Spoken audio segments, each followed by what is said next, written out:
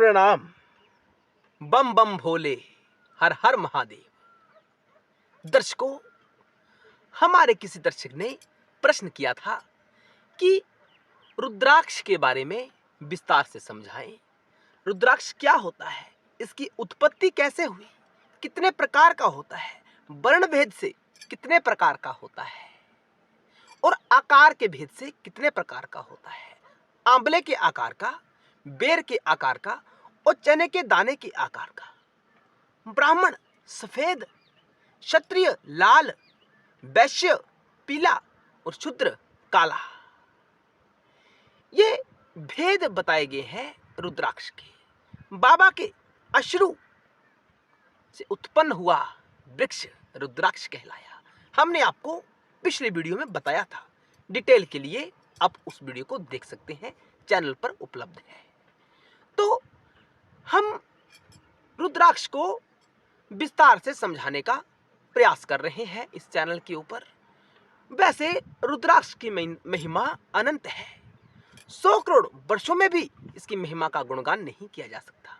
लेकिन जो शिव महापुराण में बताया गया है, उसके आधार पर हम आपको विस्तार से समझाने का प्रयास करेंगे। वीडियो अंत तक अवश्य देखना।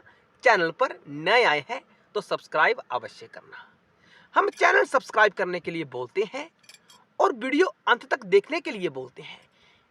इन बातों से कुछ दर्शकों को आपत्ति है। वे कमेंट सेक्शन में कहते हैं कि यह पैसे के लिए कार्य कर रहे हैं। नहीं, हम पैसे के लिए कार्य नहीं कर रहे। हम चाहते हैं जब ज्ञान पूरा देखा जाएगा तो उसे जीवन में धारण भी किया जाएगा। ऊपर ऊपर से देखा, यूं ही निकल गया, उसका कोई लाभ ही नहीं हुआ। सब्सक्राइब करने को क्यों बोलते हैं? क्योंकि यह आत्मा का ज्ञान है, यह मुक्ति प्रदान करने वाला ज्ञान है, यह तत्व ज्ञान है। जितने ज्यादा लोगों को यह प्राप्त होगा, उन्नति, उनका आध्यात्मिक विकास उतना ही ज्यादा होगा। इसलिए हम सब्सक्राइब करने के लिए कहते हैं। हम धन को उद्देश्य मानकर हम इस कार्य को नहीं करते हैं। जीवन निर्वाह के लिए धन तो आवश्यक है, लेकिन हम धन को सब कुछ नहीं समझते। धन उतना ही होना चाहिए जितना जीवन में आवश्यक हो। वो बाबा की कृपा से प्राप्त हो ही जाता है। तो आज हम बताएंगे 6 प्रकार के रुद्राक्ष जिनको त्याग कर देना चाहिए, जो धारण करने योग्य नहीं होते। शिव महापुराण में इसका विवरण मिलता है।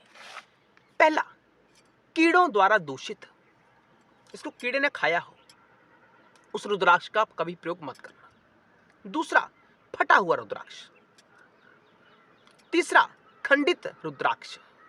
चौथा, जो पूर्णतया उभरा हुआ ना हो, भरा भरा सा लगना चाहिए। जो पूर्ण गोल ना हो, गोलाकार। और व्रणयुक्त यानी घाव। जिस रुद्राक्ष पर घाव हुआ हो, उस रुद्राक्ष को हमें धारण नहीं करना चाहिए। शिव महापुराण की कथा इसे मना करती है। तो आगे कहा, उत्तम और मध्य श्रेणी के आधार पर कहा गया कि जिस रुद्राक्ष पर स्वतः ही छिद्र आ जाए, छिद्र पिरोने के लिए छिद्र, धागा पिरोने के लिए छिद्र स्वतः ही आ जाए, उस रुद्राक्ष को उत्तम श्रेणी का मानना चाहिए।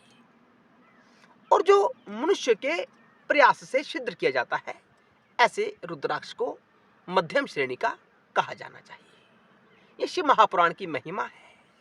कहा गया, बड़े बड़े पातकों का नाश रुद्राक्ष के धारण करने से हो जाता है। पातक क्या होते हैं? महापाप, जो आपने जीवन में बड़े से बड़ा पाप किया हो, ब्रह्म हत्या जैसा पाप। बात समझ में आ रही है ना?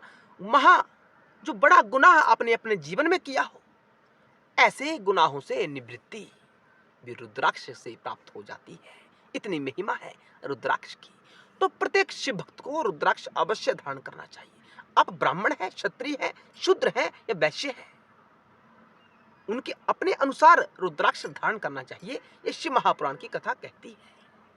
शिव का वाक्य, महावाक्य, जो गौरी भवानी के समक्ष शंकर जी के द्वारा प्रस्तुत किया जा रहा है, वह असत्य नहीं हो सकता, वह तो सत्य ही है। बातों को ध्यान से समझना, जीवन में धारण करना। रुद्राक्ष की महिमा अनंत है। 100 करोड़ वर्षों में भी नहीं कही जा सकती। आगे जो बात बताने जा रहा हूं बड़ी प्रमुख बात है।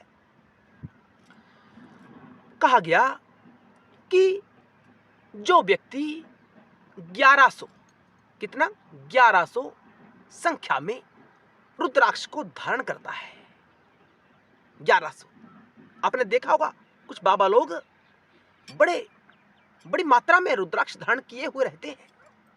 तो ऐसा शिव महापुराण में कहा गया है, वह पुराणों से बाहर नहीं करते। जो पुराण में बताया गया है, शिव महापुराण में कहा गया है, शिव महापुराण यानी साक्षात शिव शब्दों के रूप में शिव को प्रदर्शित किया जाए, बताया जाए, तो वह शिव महापुराण है।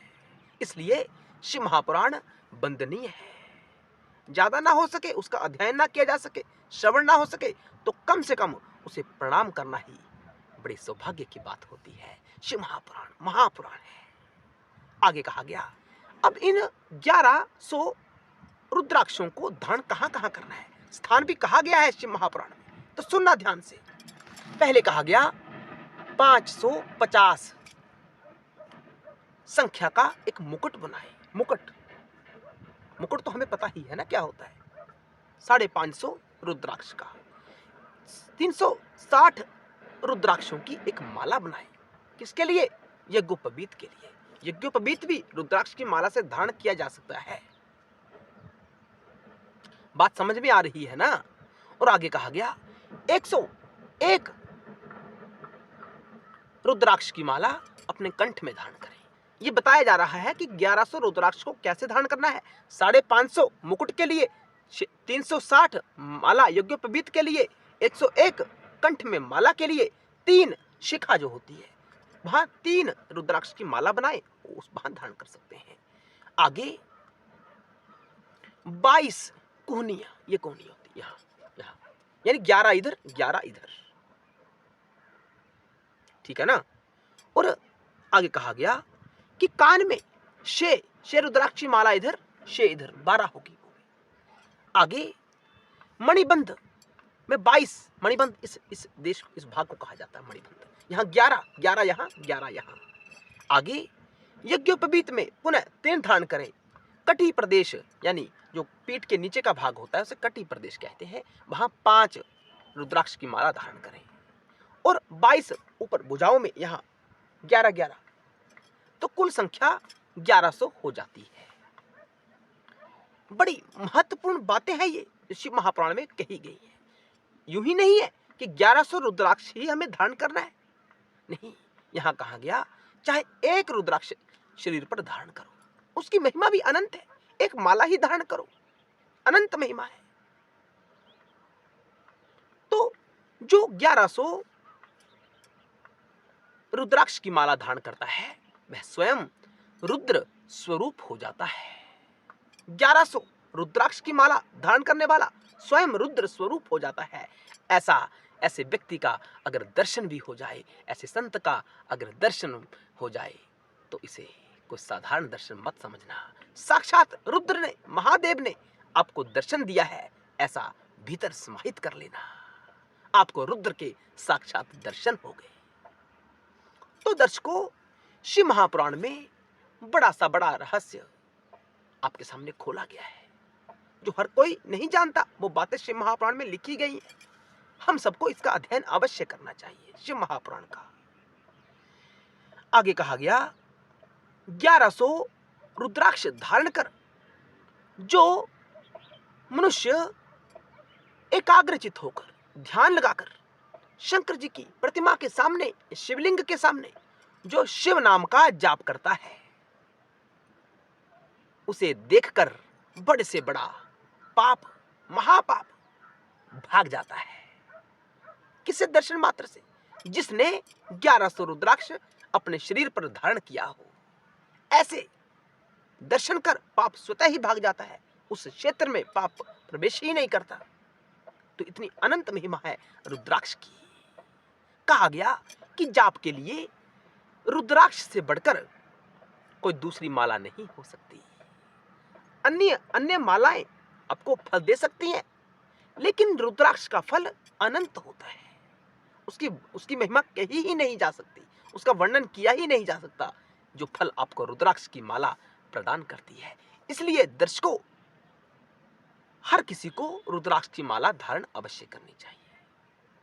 हम अगली वीडियो में बताएंगे कि किस किस को रुद्राक्ष की माला धारण करनी चाहिए और कैसे कैसे करनी चाहिए। समाज में कौन सी भ्रांतियां पाई जाती हैं रुद्राक्ष को लेकर कि ये धारण नहीं कर सकता, ये धारण नहीं कर सकता। हम आपको बताएंगे किस किस को धारण करना चाहिए। तो चैनल से जुड़ जाएं। हर हर महादेव। जय शिव शंकर, जय भोलेनाथ। प्रणाम।